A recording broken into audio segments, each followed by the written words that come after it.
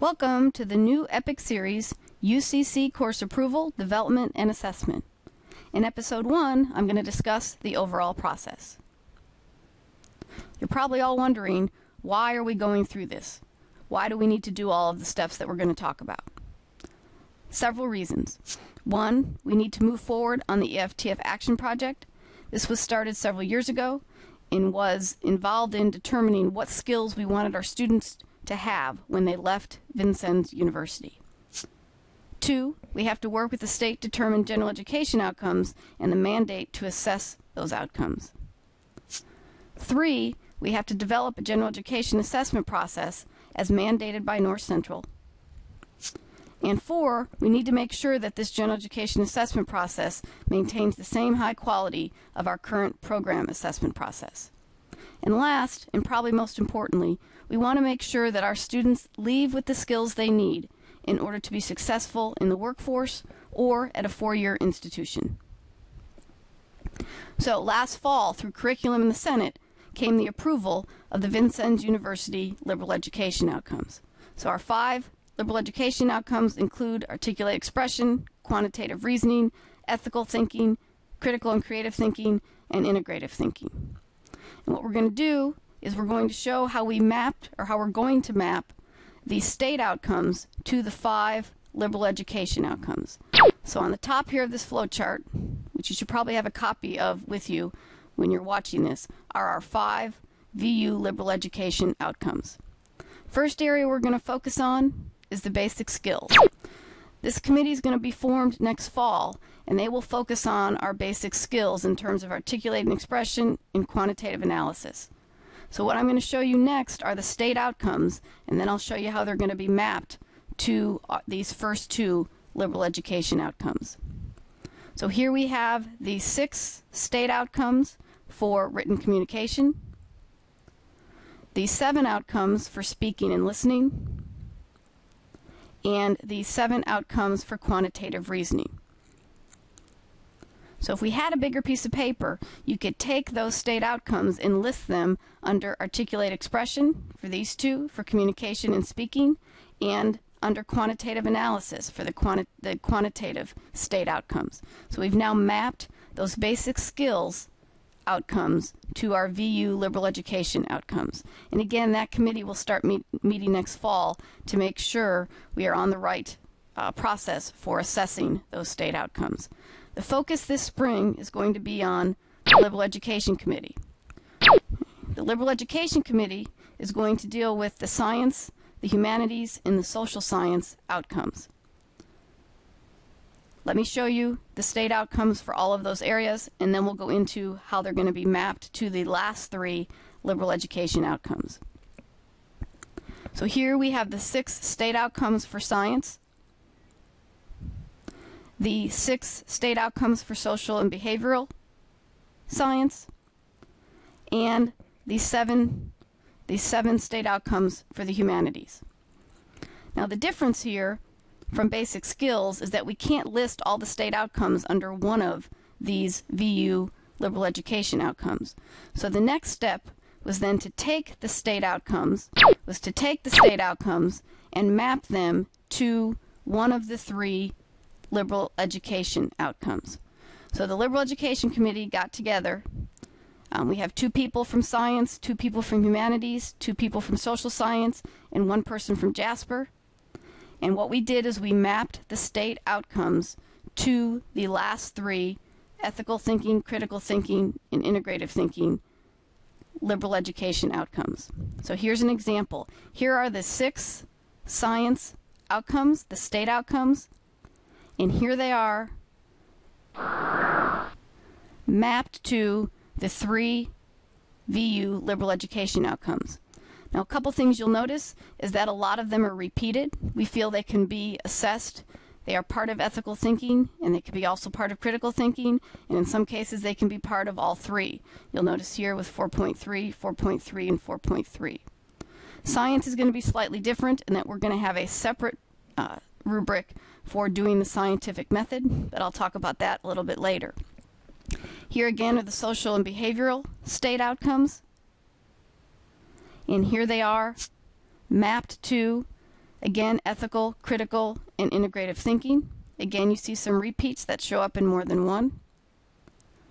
And last, we have the humanities state outcomes. And again, you see them mapped to the 3 liberal education outcomes. And again, here you also see them repeated in more than one area. So how are we going to assess our university liberal education outcomes as well as our state outcomes? Again, how are we going to take that and assess both our liberal education outcomes and our state outcomes?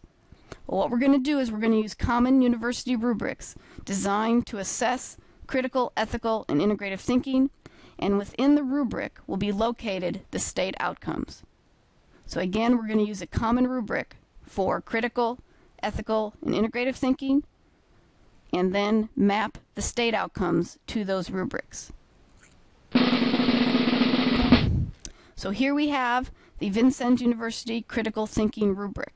So anytime we're doing critical thinking within the UCC courses, this is the rubric that will be used to assess those assignments, whether you're in science, whether you're in humanities, or whether you are in social science.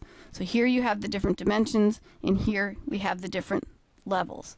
Now if you go online and look up AAC&U critical thinking rubric, or if you just put in critical thinking rubric, you're going to find that ours is very similar to the ones you're going to see online. We started out using the AAC&U rubric and changed it a little bit to fit our situation, but you'll see there's a lot of commonalities between our rubric and some of the major rubrics that are being used across the country. And it's not to say that this rubric can't change over time. For those of you that have made rubrics, the first thing you find is that you spend a lot of time on it, and then when you use it the first time, you realize that you're going to have to make some changes. But this is the rubric we're going to start with. And again, the Liberal Education Committee worked on this and finalized it.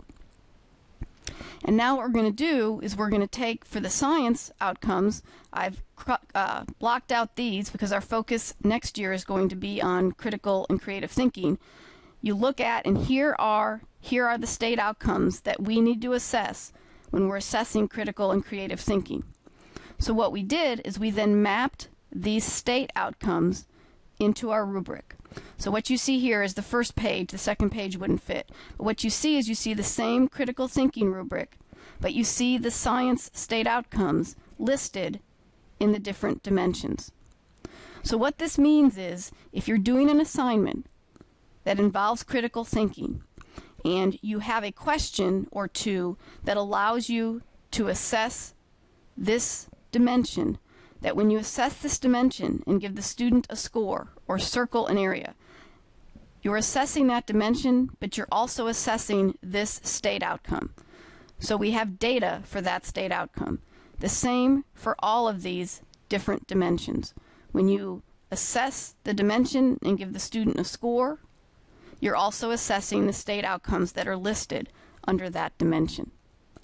So for social science, the critical thinking rubric is going to be the same, but they're going to map their state outcomes for critical thinking into the different dimensions.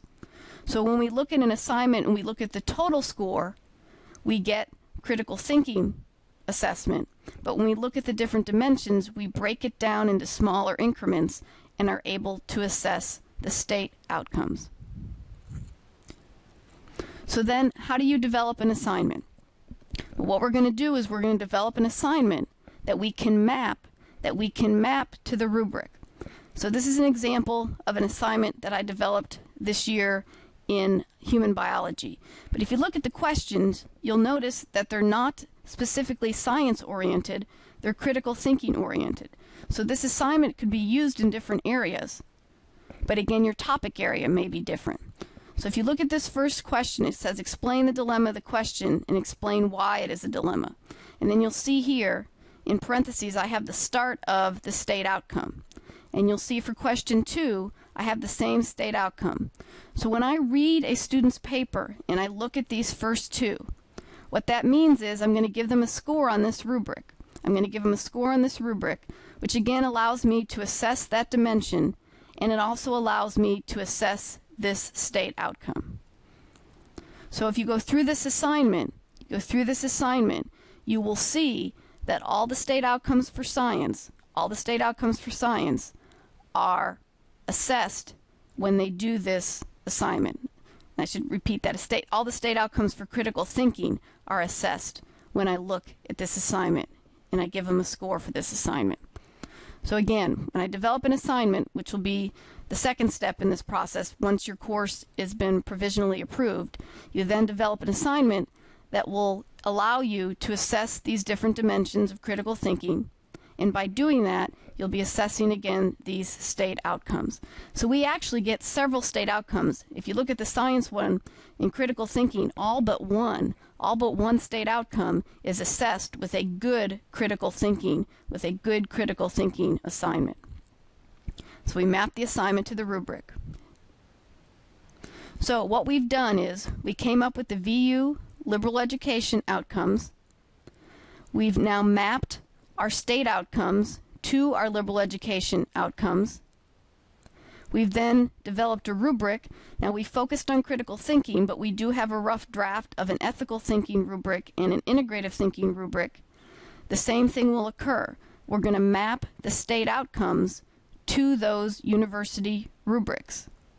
And then we develop assignments that we can map to the rubrics, which will allow us to assess the whole skill in terms of all of critical thinking by an overall holistic score, but we can also assess the individual state outcomes that we listed under critical thinking.